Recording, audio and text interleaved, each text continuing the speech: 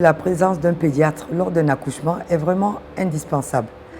Malheureusement, nous sommes dans des pays dits sous-développés ou en voie de développement et nous n'avons pas la possibilité d'avoir un pédiatre pour chaque accouchement. Cela est pourtant nécessaire parce que ça diminuerait fortement la mortalité néonatale. Nous perdons beaucoup de bébés au moment de l'accouchement, au moment de la naissance, parfois parce qu'il n'y a pas de pédiatre qui pourrait pratiquer des gestes pour la survie de ces enfants.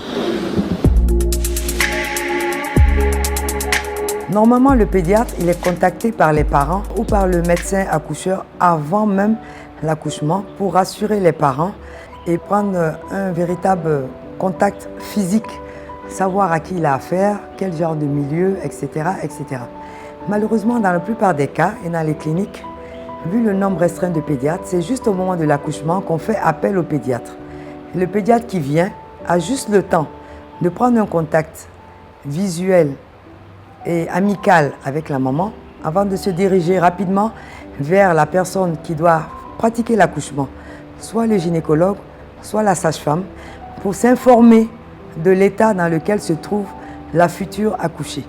Ensuite, il prend contact, il prend le carnet de santé de la maman pour voir le déroulé de la grossesse et voir si tout s'est bien déroulé sans incident.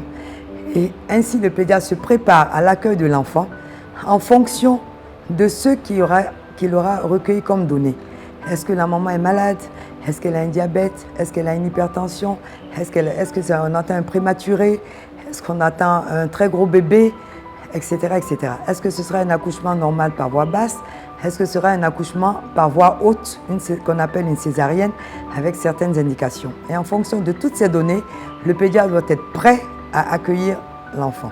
Voilà, donc on est au moment de l'accouchement, qu'il se fasse par voie haute, une césarienne, ou par voie basse, un accouchement normal. La sage-femme ou le médecin accoucheur, dès qu'il sort l'enfant du ventre de sa maman, il le dépose sur la poitrine de sa maman. Et voilà déjà établi un premier contact entre la maman et le nouveau-né. Le temps de couper le cordon ombilical, d'envelopper le nouveau-né dans un drap stérile et de le donner au pédiatre.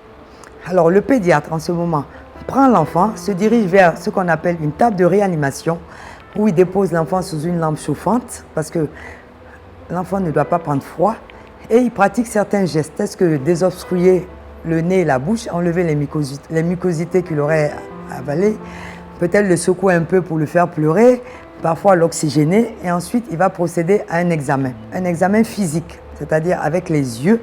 Il va voir avec les oreilles, il va entendre si le cri de l'enfant est bon.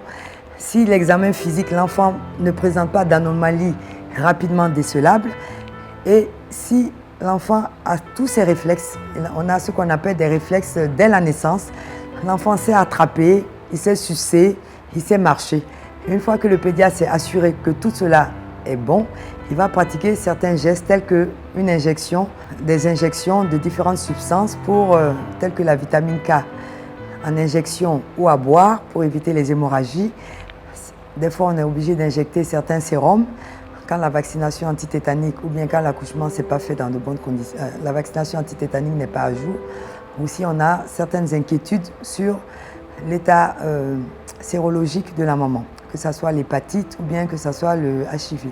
Une fois que le pédiatre a fini de faire toutes ces pratiques sur le nouveau-né, il le laisse à la puéricultrice ou à la sage-femme qui, elle, est chargée de faire le soin du cordon ombilical et ensuite de nettoyer l'enfant, de le rendre un peu plus propre, de l'habiller, de bien l'amitoufler et le pédiatre reprend l'enfant et va le donner à la maman. Et voilà le contact mère et nouveau-né qui va se produire pour la deuxième fois. Chères mamans, chères futures mamans, je vous demanderai de vous abonner tous à cette chaîne YouTube pour ne rien rater des différentes thématiques que nous allons aborder. Ce sera tout pour aujourd'hui et nous nous retrouvons très bientôt pour une prochaine vidéo.